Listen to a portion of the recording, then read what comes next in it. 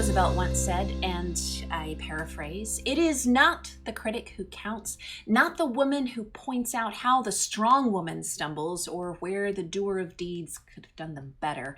The credit belongs to the woman who is actually in the arena, whose face is marred by dust and sweat and blood, and who strives valiantly, who errs and comes short again and again because there is no effort without error and shortcoming, but who does actually strive to do the deeds, who knows great enthusiasms, the great devotions, who spends herself in a worthy cause, who at the best knows in the end the triumph of high achievement, and who at the worst, if she fails, at least fails while daring greatly, so that her place shall never be with those cold and timid souls who neither know victory nor defeat."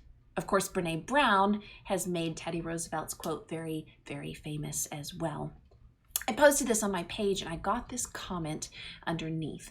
Someone says, "I love this quote and I'm so familiar of it because of Brene Brown and her work on vulnerability, but here's my question."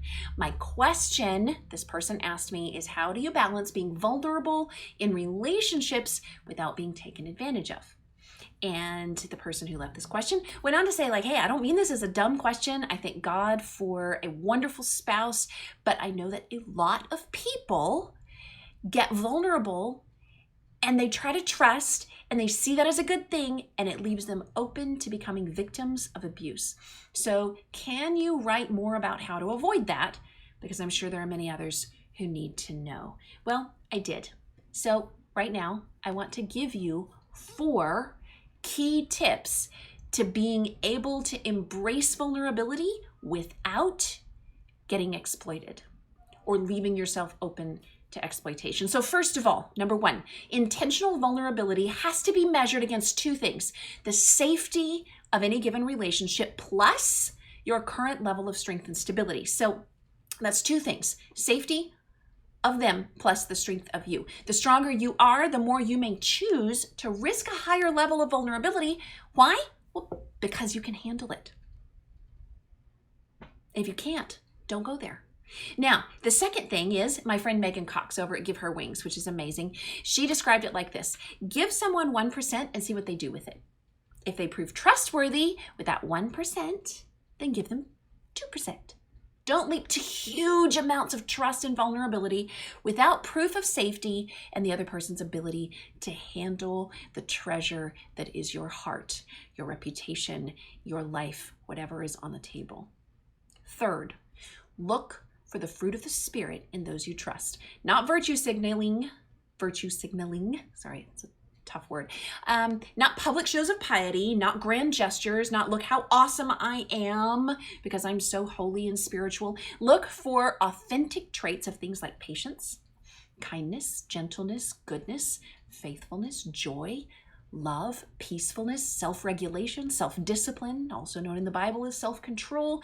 That means if those things aren't present, your vulnerability is likely to be exploited. And you can pick up on stuff with that, like people being rude to waiters, road rage, other things that aren't directly aimed at you. Those are not the fruits of the Spirit. 4, if you heal and become stronger, as that happens, you may choose to offer the world vulnerability in your story, in your ministry, and because you are now safe and stable enough to handle it, even if someone else misuses it.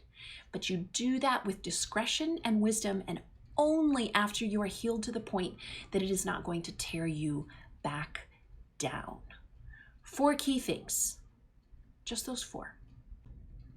And that will help you as you seek to be vulnerable without being exploited, without leaving yourself open to being victimized by those who have no conscience. Also, by the way, speaking of being exploited versus being vulnerable and figuring out where to put those boundaries up, I just got to show you this brand new shirt from my wild team, Unbroken, Unbreakable. I can't wait to share these with you. It's going to be a few more weeks, but I had to wear one for the video today because it's just so cool.